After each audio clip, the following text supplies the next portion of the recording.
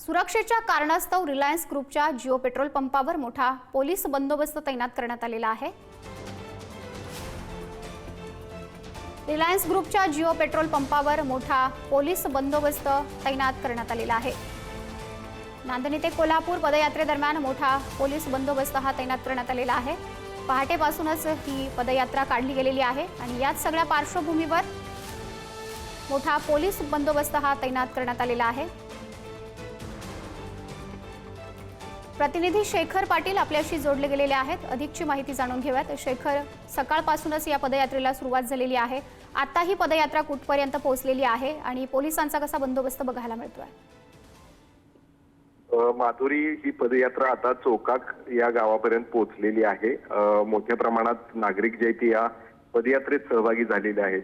सर्वांची एकच मागणी आहे की माधुरी हत्तीन जी आमची गावाची अस्मिता होती ती आम्हाला परत द्या, ही एकमेव मागणी घेऊन त्या ठिकाणी नागरिक या पदयात्रेत सहभागी झालेले आहेत। खरं तर आपल्याला माहित आहे की माधुरी हत्तीनीला घेऊन जाण्यासाठी वंताराची व्हॅन जेव्हा आली होती त्यावेळी मोठ्या प्रमाणात या संपूर्ण जमावाचा संताप जो आहे तो उफाळून आला होता आणि दगडफेक देखील झाली होती। आणि या संपूर्ण पार्श्वभूमीवरती आज पदयात्रेच्याच पार्श्वभूमीवरती कोल्हापुरातल्या ज्या मार्गावरून ही पदयात्रा येणार आहे त्या ठिकाणीच एक जिओचा पेट्रोल पंप आहे।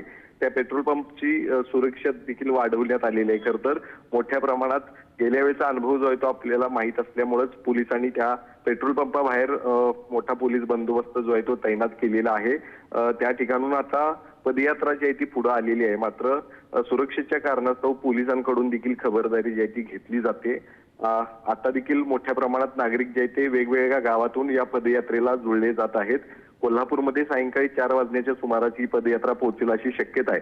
त्यामुळं आता काही काळासाठी विश्रांतीला चोकाक या ठिकाणी ही पदयात्रा थांबलेली आहे आणि त्या ठिकाणाहून पुढेही कोल्हापूरमध्ये पदयात्रेला सुरुवात होणार आहे। त्यामुळं निश्चितच एका हत्तीनीसाठी, नांदणीतल्या मठातील हत्तीनीसाठी ज्याची गेल्या अनेक वर्षांपासून गावातल्या लोकांबरोबर नाळ जुळली होती, त्याच हत्तीनीसाठी हे सगळेजण रस्त्यावरती उतरलेले आहेत आणि एकमेव सर्वांची भावना आहे की आम्हाला आमची माधुरी परत द्या। प्रत्येकाच्या डोक्यावरती एक टोपी देखील पाहायला मिळते ज्यावरती लिहिलेलं आहे जिओ बायकॉट आणि आमची हत्ती, आमची माधुरी खरं तर परत द्या, असा उल्लेख असणाऱ्या या टोप्या सगळ्या प्रत्येकाच्या डोक्यावरती पाहायला मिळतात। त्यामुळं निश्चितच एक मोठा पदयात्रेच्या माध्यमातून देखील पाहायला मिळतोय। माधुरी, शेखर, धन्यवाद दिलेल्या सर्व अपडेटसाठी।